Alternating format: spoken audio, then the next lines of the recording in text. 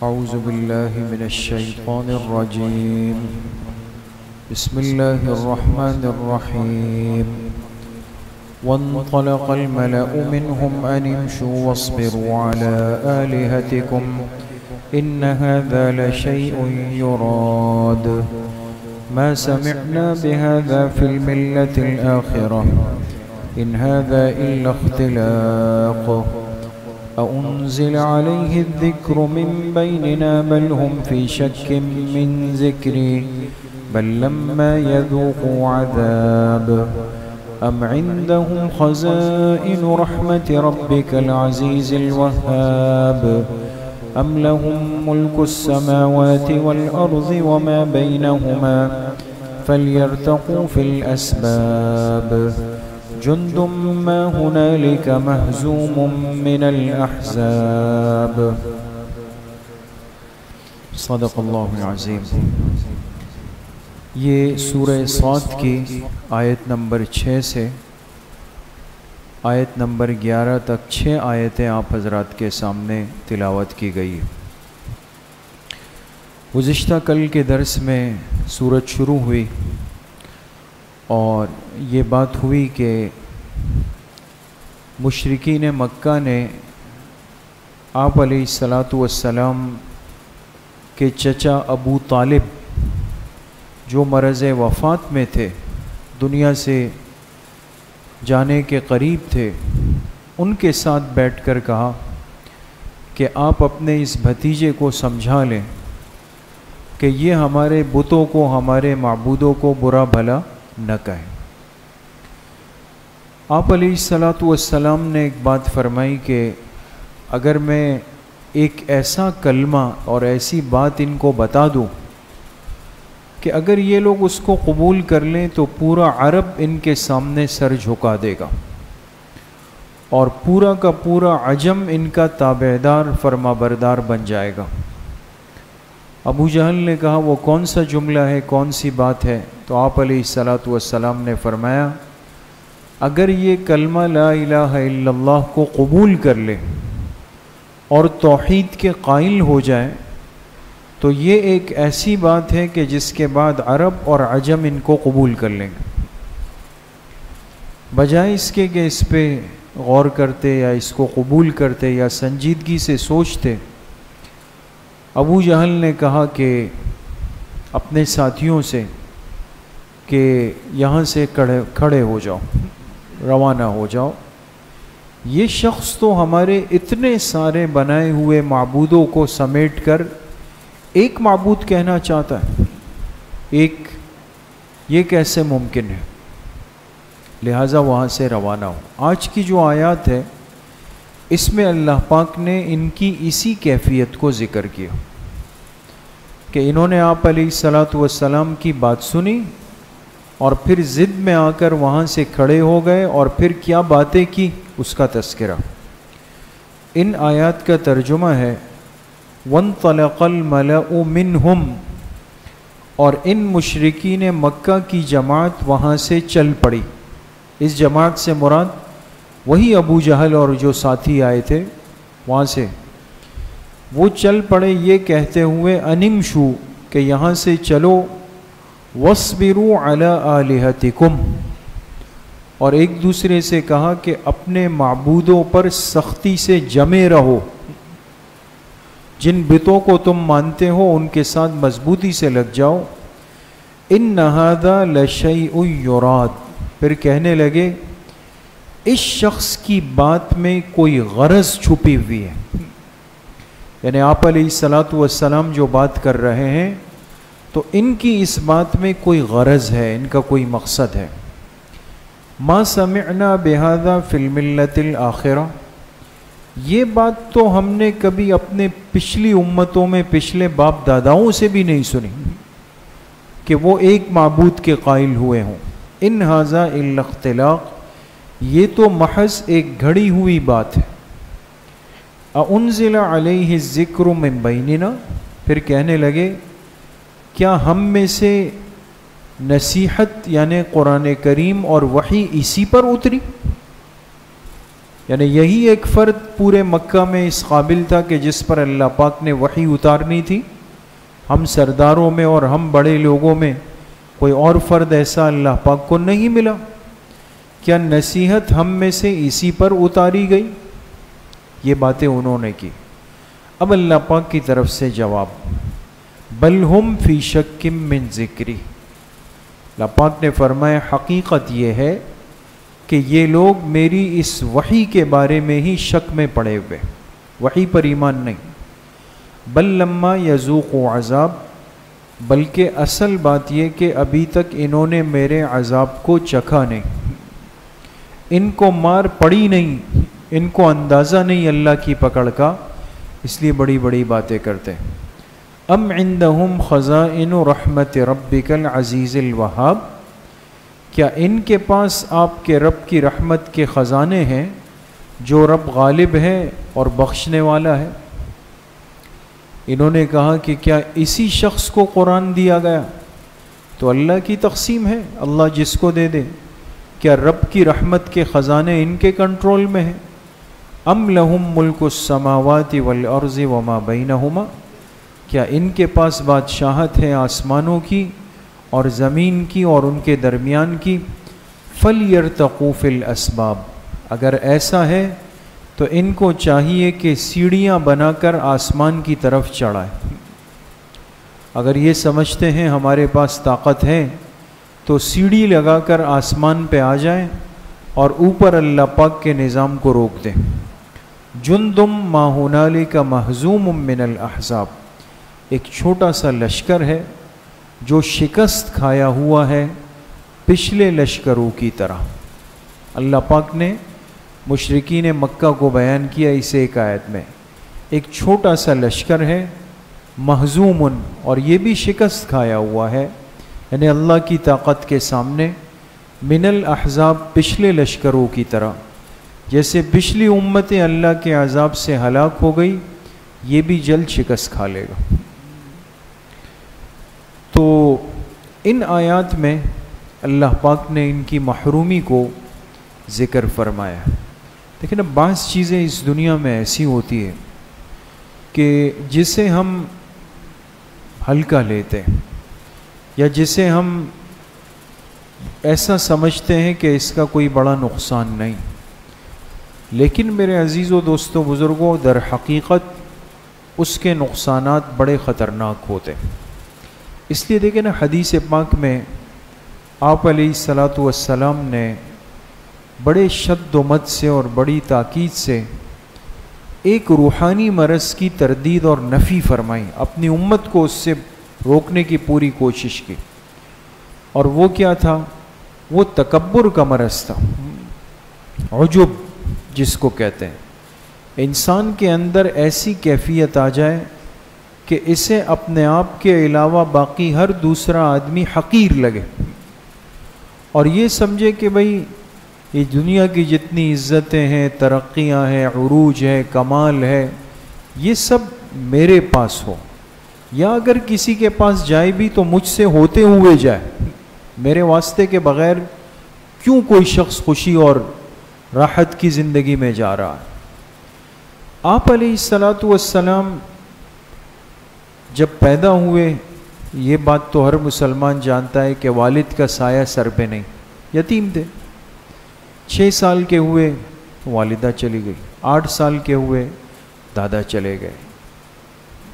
جب بڑے ہوئے اور مشرکین مکہ سے رکاوٹ بننے والی جو واحد شخصیت تھی ابو طالب، وہ بھی چلے گئے. دنیا کے سارے سہارے اللہ پاک نے لیے، ختم کر دیے، تاکہ کل کو یہ نہ کہہ سکے کہ ان سہاروں کی وجہ سے آپ علیہ الصلاۃ والسلام محفوظ رہے.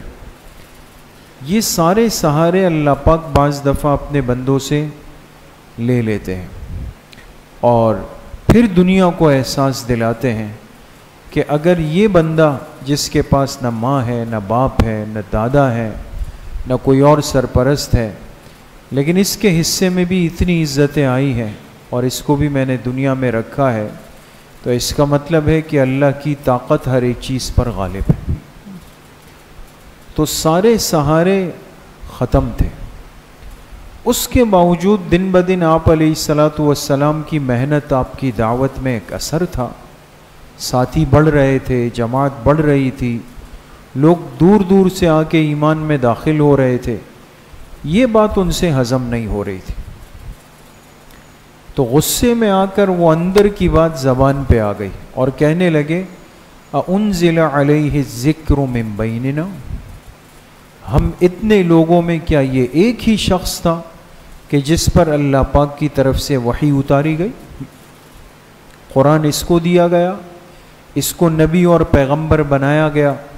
دیکھیے جملہ کیوں کہا؟ اندر کا عجب اور اندر کا وہ تکبر تھا کہ ایک یتیم کے حصے میں یہ ساری نعمتیں آ رہی ہیں اور ہم یہ بڑے بڑے سردار گھوم رہے ہیں، ہمیں یہ چیزیں نہیں ملی، تو اپنے اس تکبر کا اظہار کیا۔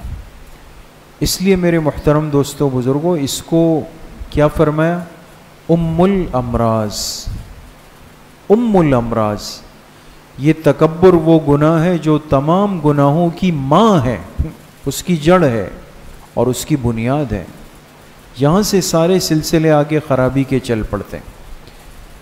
بعض دفعہ یہ ہوتا ہے کہ انسان ظاہری طور پہ یہ سمجھتا ہے کہ جی میں تو ہر ایک کے ساتھ جھک کے ملتا ہوں، تواضع سے ملتا ہوں، ہنس ہنس کے بات بھی کرتا ہوں، سب چیز تو بہت متواضع ہوں میں۔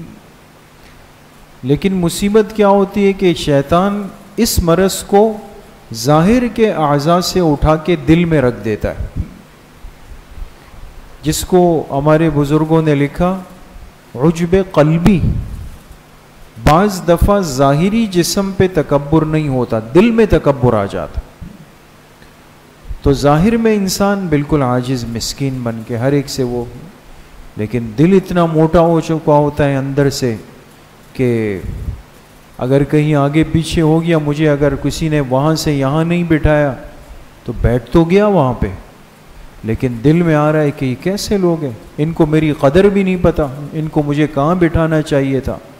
یا کسی اور کو دیکھا کہ اس کو عزت مل رہی ہے تو دل پہ چھریاں چل رہی ہے، پریشانی آ رہی ہے، جا رہی ہے، آ رہی ہے، جا رہی، یہ عجب قلبی کہلاتا ہے۔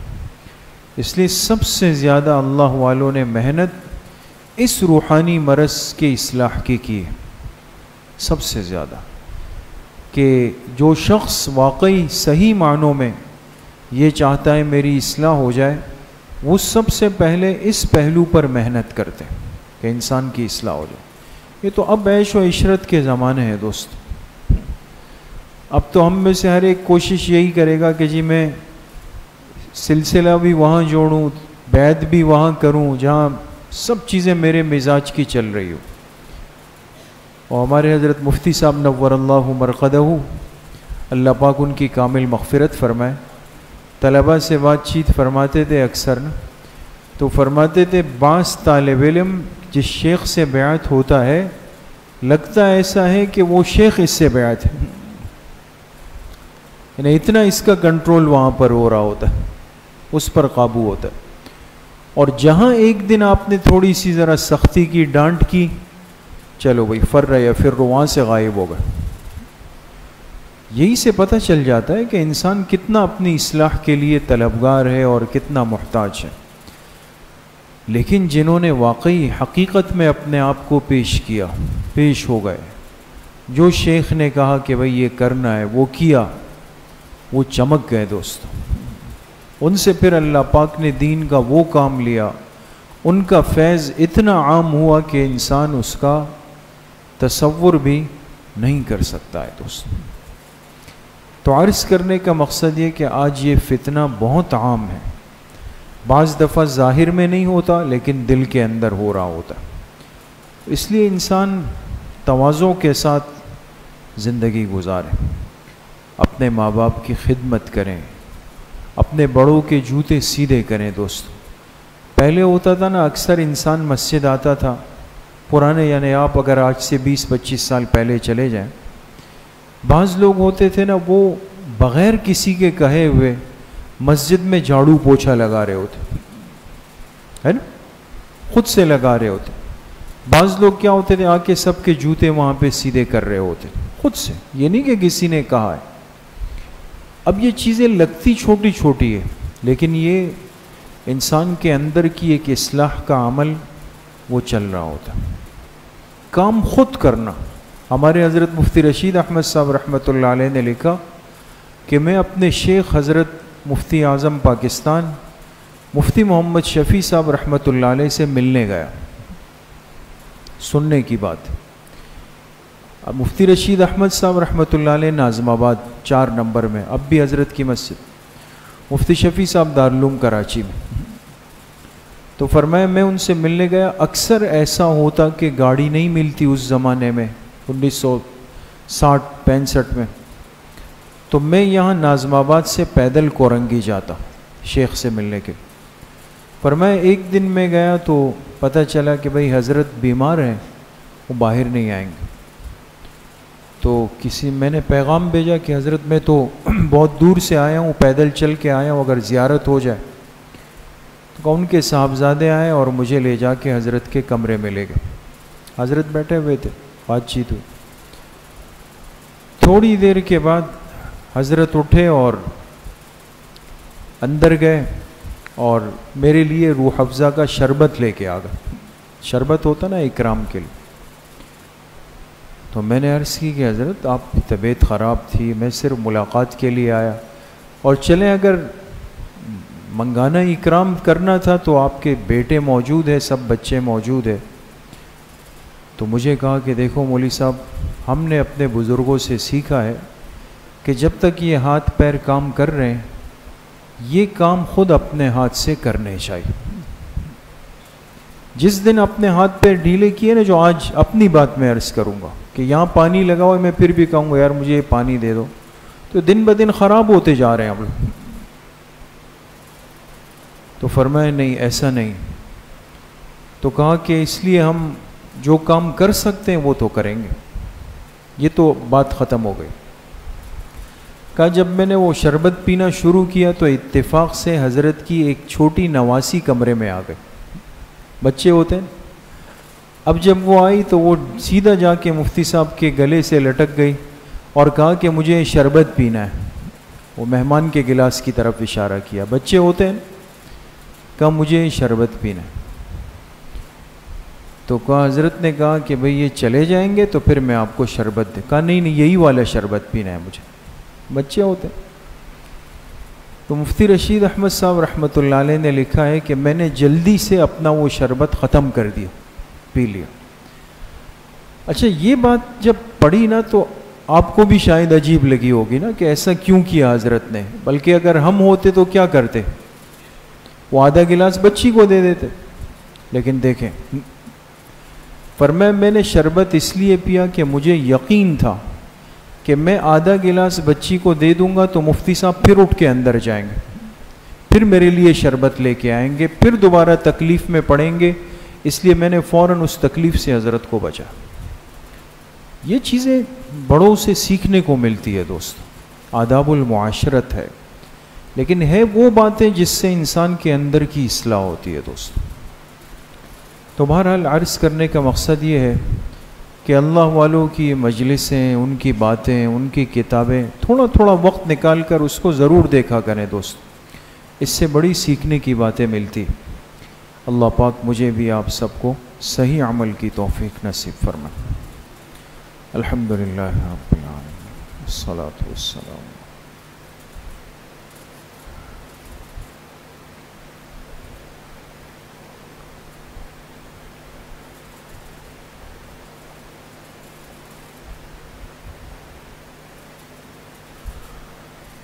وصلی اللہ وسلم علی نبینا محمد وآلہ واصحابہ اجمعین برحمتک۔